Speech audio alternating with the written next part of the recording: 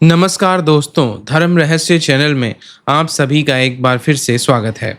आज जो ईमेल पत्र मुझे प्राप्त हुआ है उसे पढ़ने के बाद में मैं स्वयं गहरे विचारों में डूब गया, क्योंकि यह केवल एक कहानी नहीं है बल्कि भय, प्रेम, विश्वासघात और तांत्रिक रहस्यों से जुड़ा हुआ एक ऐसा अनुभव है जिसने एक व्यक्ति का जीवन पूरी तरह बदल दिया।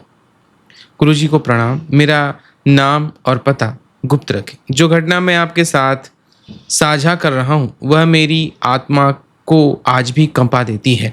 मैंने यह पत्र केवल इसलिए लिखा है क्योंकि शायद आप ही उस शब्द को सुन सकें जो मेरे भीतर अब भी गूंज रहा है। मैं एक साधारण यात्री था, अब नहीं रहा।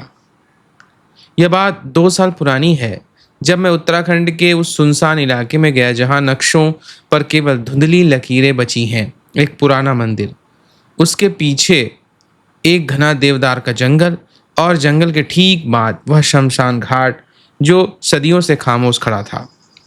लोग कहते थे वहां रात को आग खुद ब खुद जलती है पर कोई लाश नहीं होती। मैं वहां शोध के नाम पर गया था, पर असल में मैं खुद से भाग रहा था। टूटा हुआ रिश्ता, खोई हुई नींद और वह खालीपन जो इंसान को अदृश्य धागों की तरह खींचता है। मैं एक पुराने खंडहर में पड़ा, किराए का पकड़ घर लिया। चारदीवारी जिसकी घिस चुकी थी, छत से बारिश की बूंदें टपकती थीं और खिड़की से सीधे शमशान की राख दिखाई देती थी। पहली रात ही मैंने समझ लिया कि यह जगह किसी और के लिए बनी है। हवा में गीली मिट्टी, चंदन और जलती हुई हड्डियों की गंध थी। मैं खिड़की के पास खड़ा था कि अचानक राख के ढेर के पास एक आकृति दिखाई दी। कोहरा इतना घना था कि दूरी का अंदाजा नहीं लग रहा था। वह धीरे धीरे करीब आई।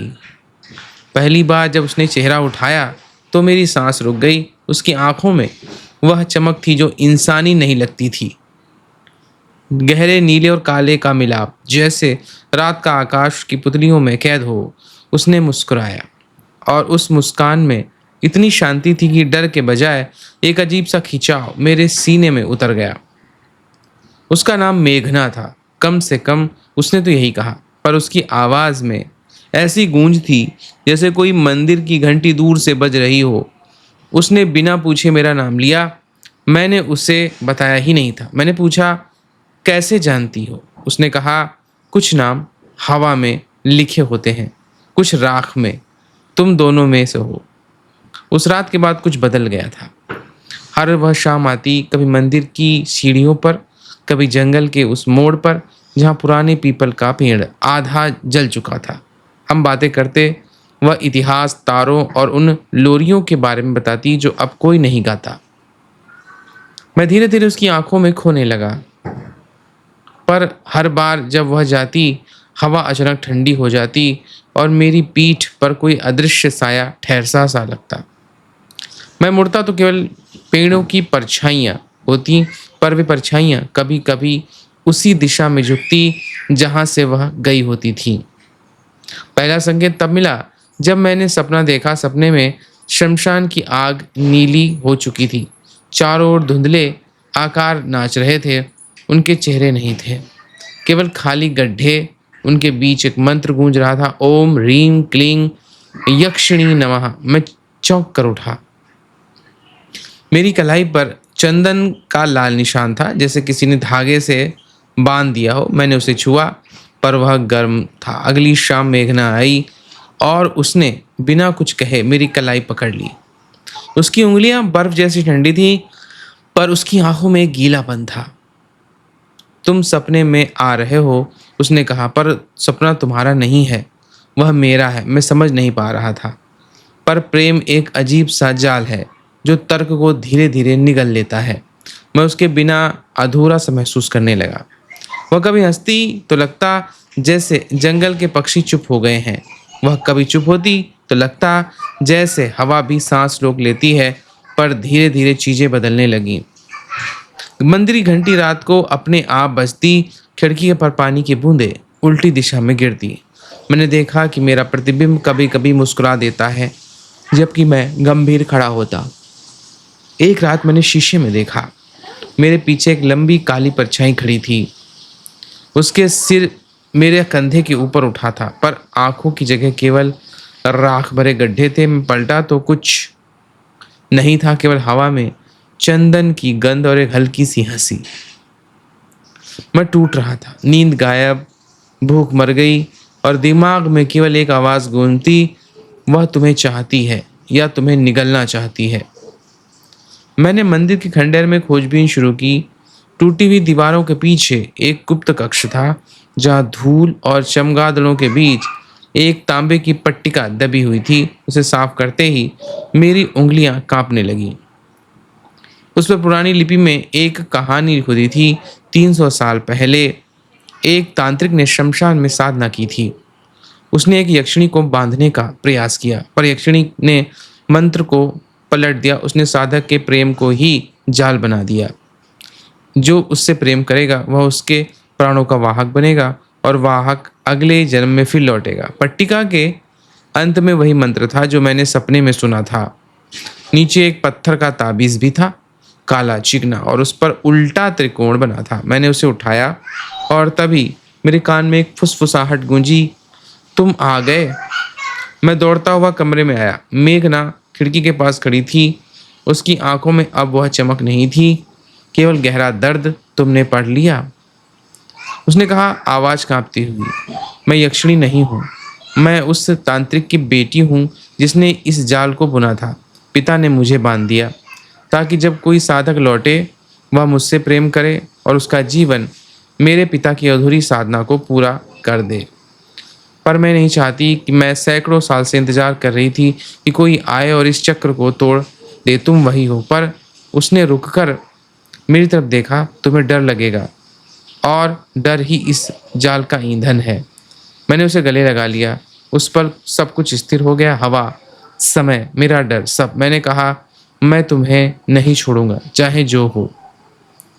उसके आंसू पोंछे और उसकी आंखों में वही पुरानी चमक लौट आई, पर इस बार उसमें आशा थी। उसने कहा कि अमावस की रात शमशान के बीच में हमें मंत्र को उल्टा पढ़ना होगा। अगर सच्चा प्रेम है तो जाल टूट जाएगा, अगर नहीं तो मैं उसी लाख का हिस्सा बन जाऊंगा। मैं तैयार था, पर वह रात आते आते सब कुछ बदल गया। अगले 3 दिन मैंने अजीब घटनाएं देखी।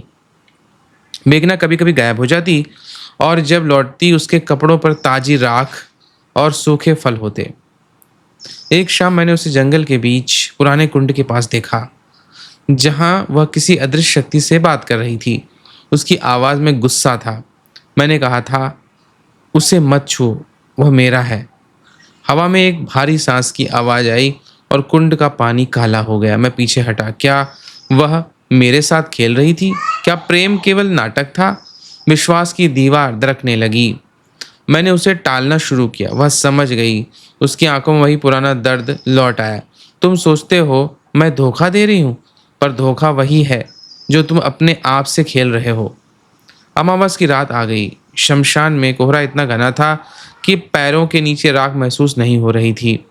मैंने ताबीज गले में लटकाया और मेघना मेरे सामने ही खड़ी थी। उसने मेरा हाथ पकड़ा। मंत्र पढ़ो, आंखें मत खोलना, चाहे जो सुनाई दे। मैंने पट्टिका से याद किया, मंत्र शुरू किया। हर शब्द के साथ हवा भारी होती गई। दूर से आग की लपटें उठीं, पर वहां कोई लकड़ी नहीं थी। चारों ओर से परछाइयां उभरने लगीं, लंबी टेढ़ी, बिना चेहरे की। वे मेरे चारों तरफ घूम रही थी। हर एक एक कदम के साथ मेरे सीने में एक ठंडी सुई सी चुभती लगती। मैं कांप रहा था, पर मेघना मेरे हाथ पकड़ के हाथ में था और मेरी आंखों को बंद कर रखा था। मंत्र तेज होता गया। अचानक एक चीख सुनाई दी। मेरी आवाज़ थी। मैंने आंखें खोल दी। मेघना सामने नहीं थी, केवल राख का एक ढेर था और वह काला ताबीज पड़ा था। हवा में एक फुसफुसाहट गूंजी। जाल टूटा नहीं है, बदल गया। और सन्नाटा था। वहाँ एक पक्षी की आवाज़ आई और फिर सब कुछ शांत। मैंने ताबीज उठाया। वह गर्म था और अब वह उल्टा त्रिकोण नहीं, एक नया निशान था। मेरी हथेली का आकार वापस लौट आया।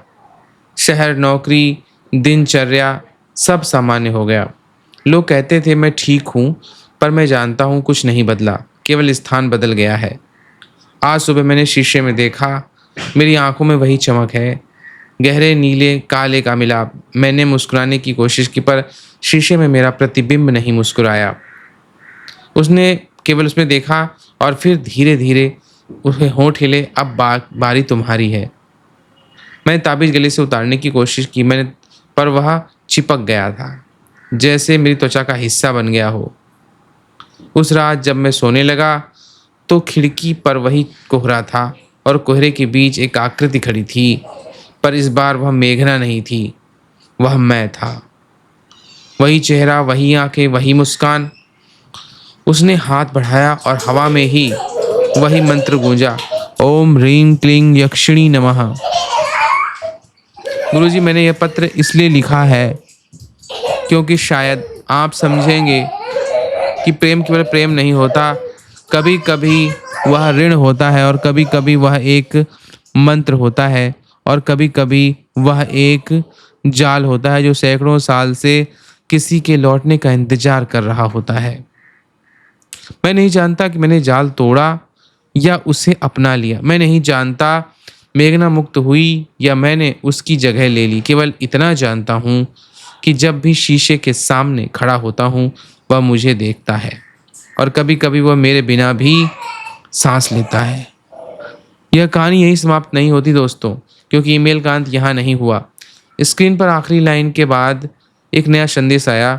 एक फोटो और एक पुराना शमशान घाट था और राख के ढेर के पास दो जोड़ी पादुका का निशान। एक मेरे जोड़ी के आकार के थे और दूसरे वही पुराने चप्पल जो मेघना कभी पहनती थी, पर तारीख आज की थी। और पीछे एक संदेश लिखा था, अगला पत्र भेजने से पहले शीशे में देखना, वह तुम्हारी आंखों में देख रहा होगा। मैंने यह पत्र आपको इसलिए भेजा है क्योंकि शायद जब वो यह पढ़ा जाए तो कोई और शमशान के पास खड़ा होगा, कोई और उस चमक को महसूस कर रहा होगा और कोई और उस जाल में धीरे धीरे फंस रहा होगा, क्योंकि यक्षिणी का प्रेम कभी मरता नहीं, वह केवल नए नाम, नए चेहरे और नई आंखों में जन्म लेता है। और अब शायद आपकी बारी है। अगर आपको यह अनुभव अच्छा लगा है तो कमेंट में लिखे और बताएं। यह दिन पे कहेगा और आप सभी का दिन मंगलमय हो। जय मां पराशक्ति।